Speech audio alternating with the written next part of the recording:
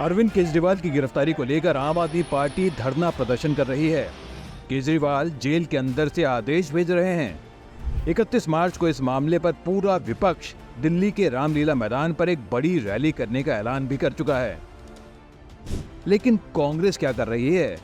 कांग्रेस के अंदर आखिर क्या मंथन हो रहा है? कांग्रेस इस मामले को किस तरीके से आगे ले जाना चाहती है? क्या राहुल गांधी इस मामले में खुद सबसे आगे आकर पूरे विपक्ष को साथ लेकर चलेंगे? और अगर राहुल गांधी इस मामले में सबसे आगे नहीं होंगे तो विपक्ष को इस मसले पर लीड कौन करेगा? क्या आपने इस मुद्दे को लेकर कहीं कुछ सुना है, कहीं कुछ देखा है? किसी भी मीडिया में, किसी भी प्लेटफॉर्म पर कहीं इस बारे में कोई चर्चा आपको नजर आई? मीडिया में यह चर्चा जरूर हो रही है कि विपक्ष एकजुट हो गया है, मोदी जी डर गए हैं, अब और गिरफ्तारी नहीं करेंगे मोदी, चुनाव का पूरा खेल पलट गया है। जो विपक्ष टूट रहा था, अलग थलग पड़ रहा था, अब वो सब एक साथ आ गए हैं। लेकिन जमीन पर क्या हो रहा है? आम आदमी पार्टी सब कुछ अकेले कर रही है। 31 मार्च को दिल्ली के रामलीला मैदान में विपक्ष की जो रैली की बात होने वाली है, उसके बारे में बताने आए आम आदमी पार्टी की तरफ से गोपाल राय और आतिशी, और कांग्रेस की तरफ से आए अरविंदर सिंह लवली, जो कि दिल्ली प्रदेश कांग्रेस के अध्यक्ष हैं। चलिए मान लें कि बड़े नेता अभी सामने नहीं आए, लेकिन ये रैली होगी तो विपक्ष के सारे नेता जमा होंगे। ठीक उसी तरह जैसे इंडिया गठबंधन की मीटिंग में हुए थे, जहां 25 से अधिक नेता एक साथ एक मंच पर हाथ पकड़े नजर आए थे। लेकिन उसके बाद क्या होगा? सब अपनी अपनी बातें कहेंगे और अपने राज्य में अपनी पार्टी का प्रचार करने वापस चले जाएंगे, या फिर इस आंदोलन को आगे ले जाने का कोई नया प्लान भी बनेगा। इंडिया अलायंस के ज्यादातर नेता रीजनल पार्टी चलाते हैं। ये सारे नेता अपने अपने राज्यों में अपने चुनाव प्रचार को छोड़कर, अपनी पार्टी के संगठन को छोड़कर, अपनी सीटों की चिंता छोड़कर दिल्ली में जमा होंगे, तो उनको क्या मिलेगा? कौन है वो नेता जो गठबंधन की तरफ से सबसे आगे बढ़कर इस युद्ध को कमांडर के तौर पर आगे बढ़ाएगा? केजरीवाल की पार्टी में कोई ऐसा नेता बचा ही नहीं है कि उनकी गैर मौजूदगी में पूरे विपक्ष को एक साथ लेकर इसको लीड कर पाए।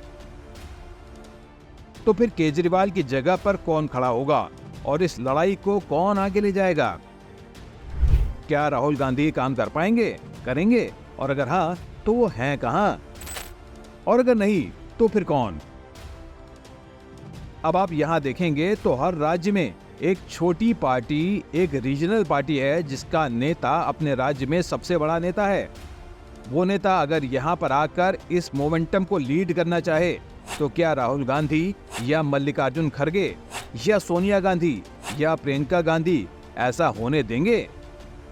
मोदी और बीजेपी यही बात सामने लाना चाहते हैं कि किसी भी मुद्दे पर इन विपक्षी दलों में आपसी कलह बनी ही रहेगी, और देश इनके हाथों में गया तो फिर मुसीबतों का पहाड़ टूट पड़ेगा। अब इस बात की जरूरत क्यों है? इस बात की जरूरत इसलिए है कि एक रणनीति बनाने के लिए एक नेता या एक कमांडर का होना बहुत जरूरी है, जैसा हर युद्ध में होता है। अगर आपको याद हो तो महाभारत की लड़ाई में भी पांडवों की तरफ से थे धृष्टद्युम्न, जिन्हें पांडवों का सेनापति बनाया गया था, जबकि उनके आगे कौरवों की तरफ से सेनापति थे भीष्म। धृष्टद्युम्न के नीचे थे महाबली भीम, युधिष्ठिर, अर्जुन और जैसे तमाम बड़े योद्धा। उसी तरह से कौरवों की तरफ से भीष्म पितामह सेनापति थे, और उनके बाद द्रोणाचार्य को रखा गया था, और उसके बाद कर्ण। तो एक सेनापति का रोल बहुत महत्वपूर्ण होता है,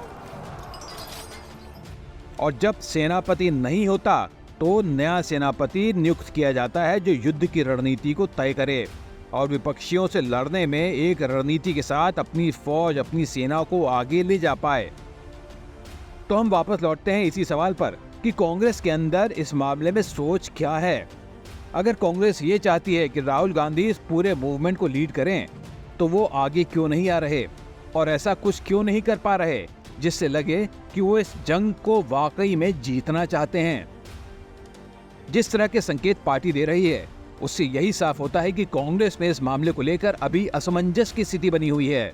आपको याद होगा कि ऐसी ही स्थिति बिहार में बनी थी जब नीतीश कुमार के इंडिया अलायंस को छोड़ने की बातें आई थीं। तो राहुल गांधी उस समय अपनी न्याय यात्रा में बिजी थे। मल्लिकार्जुन खड़गे कहीं दौरे पर थे और जब उनसे पूछा गया तो उन्होंने कहा कि हाँ, मुझे कुछ रिपोर्ट्स मिली हैं और जब मैं दिल्ली पहुंचूंगा तब उनको देखूंगा। दूसरी तरफ राहुल गांधी के पास वक्त ही नहीं था इस चीज को देखने का। नतीजा ये हुआ कि जब तक ये लोग देखकर कुछ फैसला ले पाते तब तक नीतीश कुमार इंडिया अलायंस को छोड़कर बीजेपी के साथ एनडीए में शामिल हो चुके थे। और इससे भी बड़ी बात ये कि क्या कांग्रेस और उससे भी अधिक राहुल गांधी इस बात के लिए तैयार है कि इस मुद्दे को वो अपना राष्ट्रीय मुद्दा बनाएं? अभी तक कांग्रेस का कोई भी बड़ा नेता ईडी या सीबीआई के फंदे में नहीं है। राहुल गांधी जिसकी संख्या भारी उसकी उतनी हिस्सेदारी वाले नारे और देश में जातीय जनगणना यानी कास्ट सेंसस को ही हर जगह उठा रहे हैं। खुद राहुल और मीडिया का एक वर्ग जो लगातार राहुल गांधी को मोदी का सबसे बड़ा चैलेंजर साबित करने की कोशिश कर रहा है, वो मीडिया कह रहा है कि राहुल का जातीय जनगणना वाला मुद्दा एक गेम चेंजिंग कदम है। अब राहुल गांधी को फैसला करना है कि वो जितनी जिसकी संख्या भारी उतनी उसकी हिस्सेदारी वाले नारे पर कायम रहते हैं या फिर संवैधानिक संस्थाओं और ईडी या सीबीआई जैसी संस्थाओं के दुरुपयोग वाले मामले के जरिए विपक्ष के नेताओं की गिरफ्तारी के खिलाफ एक बड़ा मुद्दा बनाते हैं। इसी को लेकर राहुल और कांग्रेस में दरअसल मंथन चल रहा है, क्योंकि एक डर ये है कि कहीं ऐसा ना हो कि अरविंद केजरीवाल उनसे बड़े हीरो बन जाएं और एक शहीद का दर्जा पाकर मोदी के सबसे बड़े चैलेंजर बनकर उभर जाएं, जो राहुल और कांग्रेस के लिए जाहिर है एक दुख स्वप्न साबित होगा। तो ये था दोस्तों आज का हमारा एनालिसिस। आपको वीडियो कैसा लगा नीचे कमेंट बॉक्स में जरूर लिखें। वीडियो को लाइक और शेयर करना ना भूलें और अब तक अगर आपने इस चैनल को सब्सक्राइब नहीं किया है तो जरूर कर लें। कल फिर मिलते हैं एक नए वीडियो एक नए विश्लेषण के साथ। तब तक के लिए खुद का ख्याल रखिएगा। नमस्कार।